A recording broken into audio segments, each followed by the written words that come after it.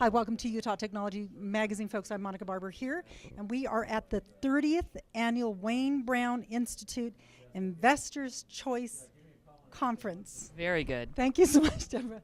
And to my right, your screen left, is Debra Beresini. Is that correct? And Debra is from the Bay Area. Yes. So tell us, Debra, what is going on here and what is your connection here?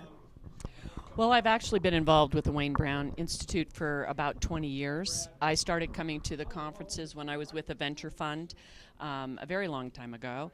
And the original this venture fund here, the Wayne Brown one, or a different one? Oh, I was with originally with the venture fund out of Arizona, Okay. and then when I moved to Northern California, I was with a venture fund there. Okay, got it. Okay. At that time, it was the late 80s, early 90s. These conferences had really taken off. And so I attended a few of them. But my real connection came when I took over a position at Silicon Valley Bank, Okay. which is a bank that lends to entrepreneurs and works with entrepreneurs, and it's based in Santa Clara, California. Right, and the Bay Area. And the Bay Area, and they do have an office here now. Right. But Which when I first saw that, I thought, wow, because I'm from the Bay Area as well. I thought, oh, Silicon Valley Bank, what are they doing here? So, yes, it threw me for a loop. So, anyhow. But that's what we did. I was hired into the bank to really grow out mainly the western United States for the bank at that time and open loan production offices and make sure that the geographic area had the right ingredients, if you will, to really promote and nurture startup companies. Yeah, because you said originally, I think the bank, Silicon Valley Bank, was on East Coast, West Coast, but nothing really in the center. Right. And so the East Coast people started coming west, and they hired me to start going east, and we kind of met in the middle. Met in the middle, cool. But that was my my real involvement into the Wayne Brown Institute, and I started coming out here because this was part of our market. I had account officers assigned here, and this is before they opened the branch that they have here now. So, but when you would come here, Debra, you would come to these, the Wayne Brown Institute, and that's how Silicon Valley Bank kind of participated, and that's how you got connected? Yes, I already had a small network here, and I had known Brad Bertosh for a very long time. But once I started coming here on a regular basis, Brad asked me to join his board, the board of trustees. And that was a cute story. Wait a minute. How many men or how many women on the board? Well, he before me, he had a couple of women from time to time. I mean, it's not a big deal, but I just thought it was a cute story. But I walked up to him at one conference and I said, Brad, I really like everything that's going on here. There's only one problem. Your board is all male. And he said, well, we can fix that. So for the last 20 years, I've been on his board. That's what I think. It's a cute story. It was really cute, Debra. It was really sweet. But that's how I got involved here. And the bank obviously saw tremendous opportunity here. We did a lot of activity here. There's a lot of homegrown venture funds here. Now, why is that, do you think, Debra? What is the deal with that? With the homegrown venture funds? Yeah. Well, years ago, Silicon Valley didn't leave Silicon Valley. Right. So money stayed there. So money stayed there. It was East Coast, West Coast, much like Silicon Valley Bank was at the time. But if a company was located in Salt Lake City or Chicago, they really didn't have many options as far as raising funds, either debt or equity. So the bank, Silicon Valley Bank, was bright enough to know we had to fill in the blanks. And the money sources locally said, you know what, if we're not going to invest in our local companies, then nobody else is either. So regionally, venture funds were started to support those local companies and help them grow so that they could demonstrate their model. And then Silicon Valley investors came in to do follow-on rounds. I like that. So I think I kind of see it that Silicon Valley put the fire underneath some of these pockets to actually invest in their own state. Silicon Valley Bank? Yeah. Some of it was already going on. I'm sure that the banks, because it was so well known and had such influence, that it helped that. Right, it facilitated that. It helped facilitate that. Mm-hmm. But I'll tell you here, the whole growth within the Salt Lake and the Utah area stems from Wayne Brown. Okay. And Utah Ventures, who is being honored today at the luncheon, and Jim Dreyfus and Dick Shanneman and Wayne Brown, who were the first partners.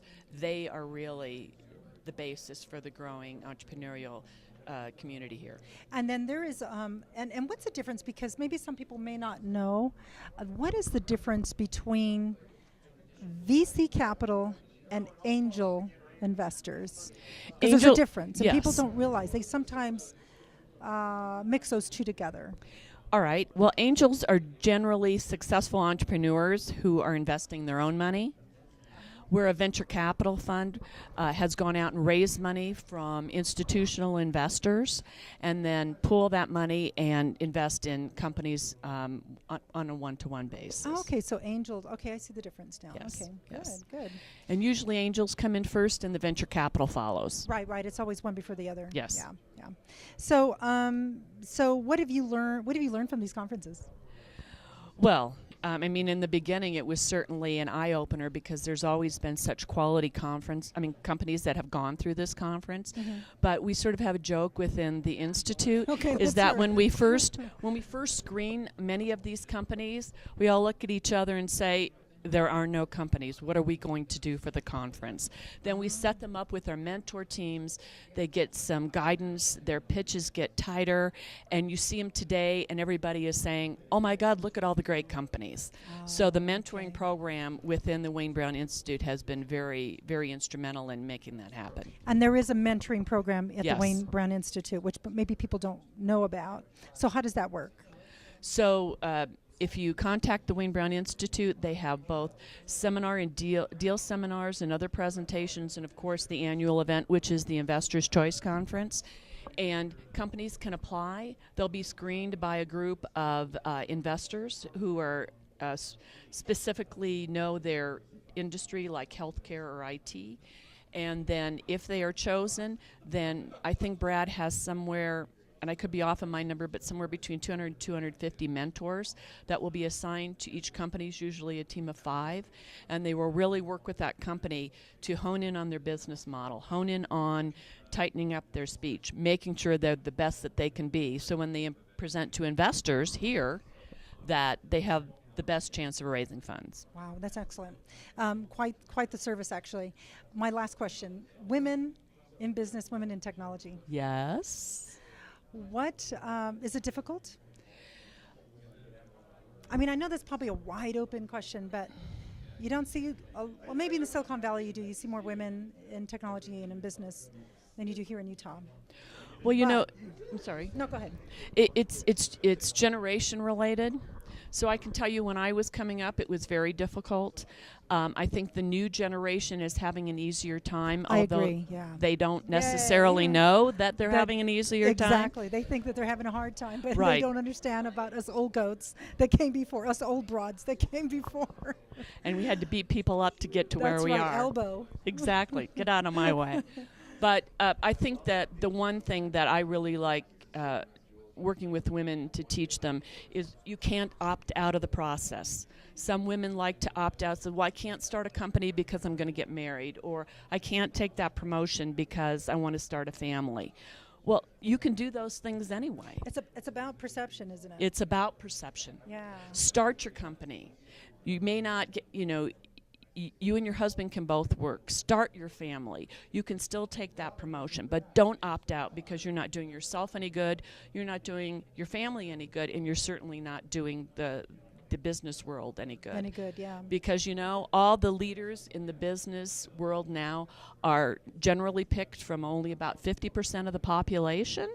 So, 50% of males. Yeah. So imagine how much more talent they could get if they pick the women. If they pick some of the women, yeah. Very good. Well, thank you so much, Debra. Thank you. Very good to meet you and to have you here and to be able to explain some of these things to us. Appreciate it. Thank you so much. Yeah. So, again, join us at Utah Technology Magazine and our YouTube channel, and capture a couple of these other interviews that we're having here at the 30th Annual Wayne Brown Institute Investors' Choice Conference. Thank you. Talk to you soon.